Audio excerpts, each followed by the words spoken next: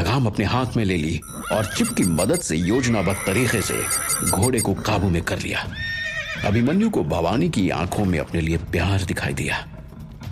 एक बार फिर से तीनों गाड़ियां एक के पीछे एक चल दी।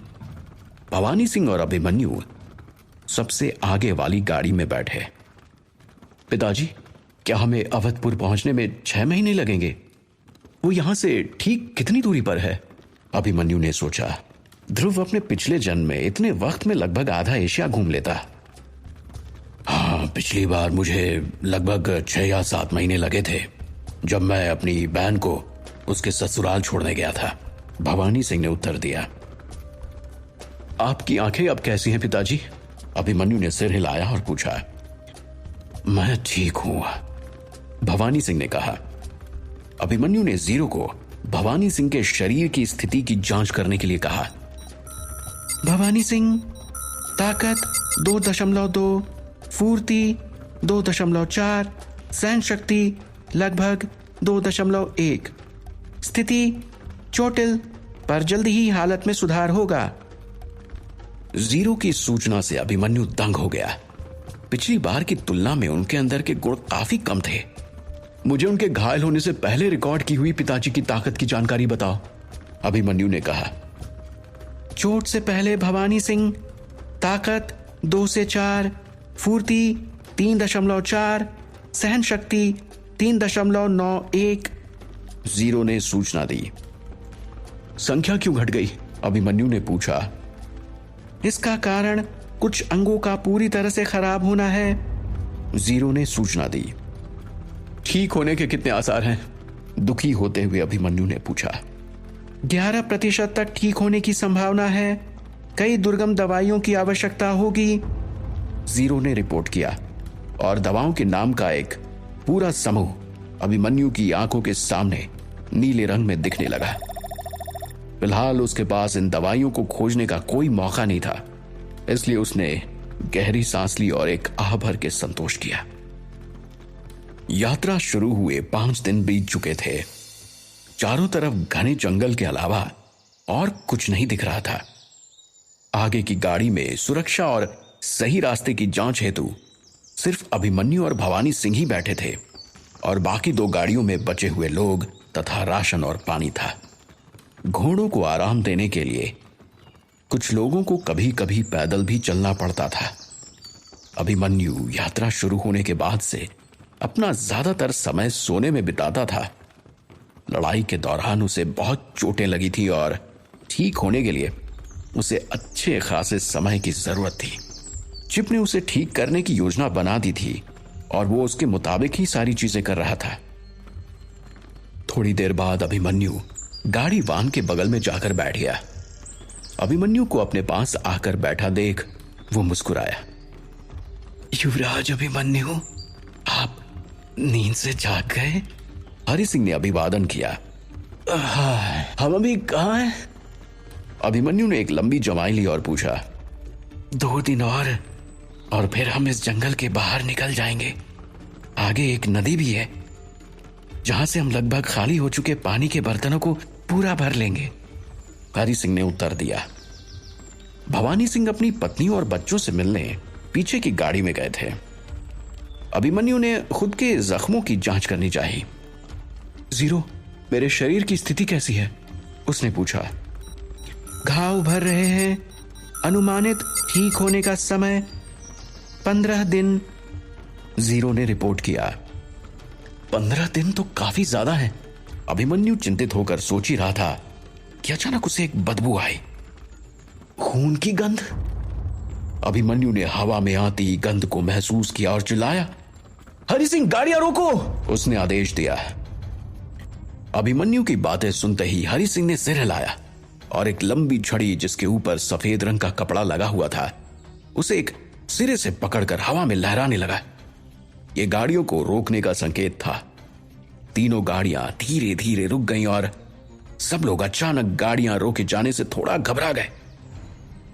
कुछ लोग उस तरफ जाओ और देखो, बाकी लोग भी तैयार हो, रुद्र ने खून को सूंघते ही आदेश दिया। अभिमन्यु भी अपनी तलवार हाथ में लिए गाड़ी से नीचे कूदा। पीछे से उसे भवानी सिंह की आवाज आई। क्या हुआ? गाड़ियां क्यों रुक गई हैं? भवानी सिंह ने आते ही पूछा। लगता है सामने कुछ हुआ है, मुझे खून की गंध आई, अभिमन्यु ने कहा। आगे का रास्ता मोड़दार था और बाईं तरफ खून के धब्बे थे। खून घास पर बिखरी हुई थी और उसके निशान अंदर झाड़ियों में जा रहे थे। सब उस तरफ चल पड़े। बाकी लोग भी घबरा गए थे और एक दूसरे को पूछकर यह पता लगाने की कोशिश कर रहे थे कि क्या हुआ है। अभिमन्यु और भवानी सिंह गंभीर हो गए जब उन्होंने खून के धब्बे के पास एक टूटी हुई लकड़ी की ढाल देखी। ढाल पर उल्लू और कुल्हाड़ी का चित्र उकेरा गया था।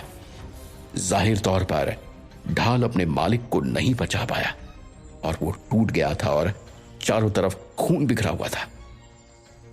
आश्चर्य है, ये बहुत मजबूत लकड़ी से बनी ढाल है और इसके नीचे मजबूती बढ़ाने के लिए मोटे लोहे का पतरा भी गड़ा हुआ है। अगर मैं पूरी तरह से ठीक भी होता फिर भी इस ढाल को नहीं तोड़ पाता, भवानी सिंह ने गंभीर स्वर में कहा। इसका क्या मतलब है? अभिमन्यु ने घबराकर पूछा। इतना ताकतवर कौन हो सकता है? अभिमन्यु ने मन में सोचा और कुछ अशुभ होने की कल्पना भी उसके मन में आने लगी। उल्लू और कुल्हाड़ी, ये सेलरगढ़ का प्रतीक चिन्ह है, भवानी सिंह ने कहा। यहां कोई भी इस तरह की ढाल को नहीं तोड़ सकता है, इसलिए यह शायद सलादीन साम्राज्य का कोई व्यक्ति है। अभिमन्यु, तो मेरे साथ आ, भवानी सिंह ने गहरी आवाज में कहा। अभिमन्यु ने सिर हिलाया। उनके कारवां में केवल वो और भवानी सिंह ही शूरवीर थे। भले ही अभिमन्यु महज 18 साल का था, उसने पहरेदारों को चौकस रहने का आदेश दिया और सावधानी से लकड़ी की ढाल की ओर चल पड़ा। उन्होंने वहां काले कवच में एक लाश देखी। कवच पर उकेरे चिन्ह को भवानी सिंह ने ध्यान से देखा। ये सिराज है, भवानी सिंह ने कहा। सेलरगढ़ में सिराज सबसे शक्तिशाली शूरवीर था। इतना कहकर उसकी लाश को भवानी सिंह ने पैरों से ठोकर मार के पलट दिया। चारों तरफ लाश पर बैठी हुई मक्खियां उड़ पड़ी और एक सड़न की बहुत ही तीव्र गंध हवा में फैल गई। लाश एकदम पीली पड़ चुकी थी। उसका सिर एक उंगली की चौड़ाई के आकार जितना घाव लगे होने से पूरी तरह से खुल गया था। लाश को देखते ही अभिमन्यु को उल्टी आने लगी। मरा हुआ व्यक्ति बहुत ही लंबा और हट्टा कट्टा था। फिर सिर पर लगा घाव इतना गहरा था कि उसमें से निकल रहा द्रव्य अभिमन्यु को साफ दिखाई दे रहा था। चारों तरफ खून ही खून फैला हुआ था और रेंगने वाले कीड़े दावत मना रहे थे। बहुत ही घिनौना दृश्य था। इसकी बहुत निर्मम हत्या हुई है, भवानी सिंह ने लाश का निरीक्षण करते हुए कहा। उन्हें बदबू से कोई खास फर्क नहीं पड़ता दिख रहा था और वो छोटी से छोटी बारीकियां देखने में लगे हुए थे। सिराज को खत्म करने में हमलावर को लगभग सिर्फ 2 बार लगे। केवल एक परमवीर ही ऐसा कर सकता है, भवानी सिंह ने थोड़ी देर जांच करने के बाद कहा। परमवीर? अभिमन्यु ने इसके बारे में पहले कभी नहीं सुना था। परमवीर कौन है पिताजी, और वो कितने ताकतवर होते हैं? उसने पूछा। एक परमवीर मुझ जैसे योद्धा को भी कुछ ही समय में मौत के घाट उतार सकता है और जवाबी हमले में मैं शायद तुझ पर एक हल्का घाव भी नहीं कर पाऊंगा, भवानी सिंह ने कहा। मैंने आखिरी बार एक परमवीर तराई के युद्ध में देखा था और उस एक को मारने के लिए मेरे और संग्राम सिंह जैसे 5 योद्धा लगे थे। फिर भी उसका सामना करने में हमारे पसीने छूट गए थे। प्रताप को तो मैंने पीछे खींचकर किसी तरह उसके वार से जिंदा बचाया था। सलादीन ने इस बार बहुत गंभीर योजना के साथ आक्रमण किया है। विजयनगर के साथ साथ अनंत चंदेल का सेलरगढ़ भी उनकी चपेट में है, भवानी सिंह ने चिंतित स्वर में कहा। हमें क्या करना चाहिए? अभिमन्यु ने भवानी सिंह को बीच में ही रोकते हुए पूछा। सेलरगढ़ का नाम सुनते ही कांचनी की यादें उसके दिमाग में कौंध गईं, जिसके प्यार में पागल होकर उसने घोड़े की दौड़ में हिस्सा लिया था और गिरकर अपनी जान गंवा बैठा था। तभी भवानी सिंह ने उसे सतर्क रहने का सुझाव दिया। भवानी सिंह ने खून के निशान की जांच की और निशान का पीछा किया।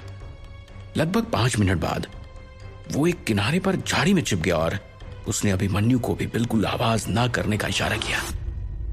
अभिमन्यु को भी आसपास कुछ आहट महसूस हुई। ऐसा लग रहा था जैसे कुछ ही दूरी पर आसपास कुछ लोग लड़ाई कर रहे हैं। वो धीरे धीरे आवाज का पीछा करते हुए आगे बढ़े। आगे एक चट्टान के उस पार नीचे खाली सतही मैदान पर उन्हें कुछ हलचल दिखाई दी। थोड़ा और करीब जाने पर उन्होंने देखा वहां सचमुच लड़ाई हो रही थी। भूरे रंग के चमड़े की सूट में एक लंबे बालों वाला आदमी मैदान के बीच में एक छोटी सेना से घिरा हुआ था। उसके साथ कोई 10 तलवारधारी भी थे, परंतु वे सब घायल हो गए थे। उन सभी के हाथों में हरे रंग की धारी वाला कपड़ा बंधा हुआ था। दूसरी ओर उनके चारों ओर के सैनिकों ने लोहे के काले कवच पहने थे और उनकी संख्या लगभग 100 के करीब थी। सफेद कवच में 2 शूरवीर सबसे आगे खड़े होकर लंबे बालों वाले आदमी को देख रहे थे। कई सैनिक पहले ही मारे जा चुके थे और उनके बेजान शरीर जमीन पर बिखरे पड़े थे। ऐसा लग रहा था कि लड़ाई पहले से ही अपने चरम पर थी।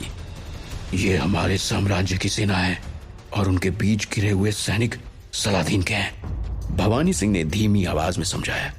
पहले ही आत्मसमर्पण कर दो, वरना बेफिजूल ही जान गंवानी पड़ेगी और एक परमवीर को इस तरह मरना शोभा नहीं देता। काले कवच वाले शूरवीरों में से एक ने शांति से कहा। वो अपनी सेना की ताकत के प्रति बहुत आश्वस्त मालूम पड़ रहा था। तुम्हें लगता है कि यह संभव है?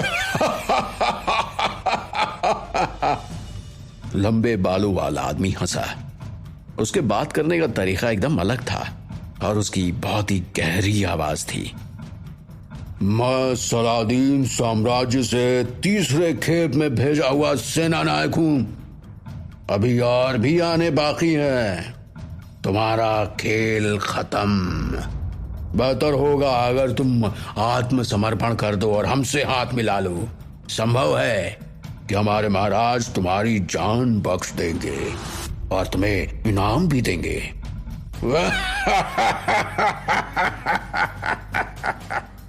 लंबे बालों वाला आदमी हंसा और उसने कहा, किन्हीं कारणों से दोनों तरफ से काफी देर तक सिर्फ बातें होती रहीं। भवानी सिंह और अभिमन्यु ने कुछ देर तक उनकी बातें सुनी और फिर सुरक्षा की दृष्टि से अपनी गाड़ी पर वापस जाना बेहतर समझा। उनके पास कई तीरंदाज हैं और परमवीर अकेले उनसे नहीं निपट पाएगा, भवानी सिंह ने कहा। तीरंदाज? आपका मतलब मैदान के चारों तरफ छिपे हुए लोगों से है? अभिमन्यु ने पूछा। हाँ, एक बार मैं युद्ध के दौरान बहुत बड़ी सेना का नेतृत्व कर रहा था। तब मैंने एक परमवीर को तीरंदाजों के एक समूह द्वारा मारे जाते देखा था। उसे धराशायी होने में ज्यादा समय नहीं लगा।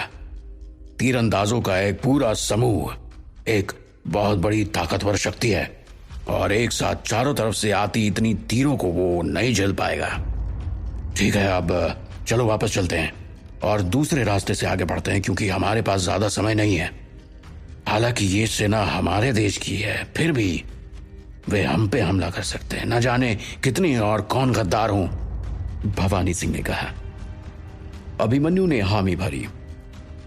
सलादीन साम्राज्य बहुत शक्तिशाली है और देश के बाहरी साम्राज्यों ने भी उनसे हाथ मिलाया हुआ है, इसलिए उनकी शक्ति कई गुना बढ़ गई है। हालांकि हमारे और सलादीन साम्राज्य की सीमा रेखाओं के बीच हजारों मील का अंतर है। उन्हें 3 से अधिक परमवीरों और जवाबी कार्रवाई के लिए अनगिनत शूरवीरों की आवश्यकता पड़ेगी। अगर और बड़ी सेना पीछे से आ रही है तो हमारी सेना ज्यादा देर तक संभाल नहीं पाएगी, भवानी सिंह कहते रहे। वो बहुत निराश और चिंतित दिख रहे थे। अभिमन्यु अपनी पिता की चिंता को बखूबी समझ सकता था। अभिमन्यु का साम्राज्य पिछले युद्धों से अभी तक उभर नहीं पाया था, इसलिए वो इस बार सलादीन के आक्रमण को संभालने में सक्षम नहीं होंगे, और वो भी तब जब सलादीन ने अपनी सारी ताकत झोंक दी हो। अचानक उन्हें तीर चलने की और आकाश को चीरती हुई परमवीर के चीखने की आवाज सुनाई दी। अभिमन्यु ने चिप में थोड़ी देर पहले रिकॉर्ड हुई परमवीर की ताकत को जांचने की सोची। परमवीर की शक्ति जांच। ताकत लगभग 7 से 9 है, फूर्ति 6 से 7 है, सहन शक्ति 5 से 8 है। युद्ध के दौरान गुण और अधिक बढ़ सकते हैं, जीरो ने सूचना दी। यह कैसे संभव है? हालांकि अभिमन्यु को लगा ही था कि परमवीर की शक्ति बहुत ज्यादा होगी, पर इतनी ज्यादा होगी इसकी उसने कल्पना ही नहीं की थी। उसने अपने दांतों तले उंगली दबा ली। ये तो उस भालू के मुकाबले भी अधिक ताकतवर है और साथ में युद्ध कौशल भी है जो कि भालू के पास नहीं। जीरो, मुझे मेरे आंकड़े दिखाओ, उसने पूछा। अभिमन्यु चौहान घायल, ताकत 2.1 से 2.6 के आसपास है, फुर्ती 2.7 है और सहन शक्ति 1.8 है। ये सामान्य रूप से 2 होनी चाहिए। जीरो ने सूचना दी। आखिर इतने ताकतवर शत्रु का सामना अभिमन्यु कैसे कर पाएगा? क्या वो जादुई अंगूठी उसके किसी काम आ पाएगी? अब क्या होगा आगे?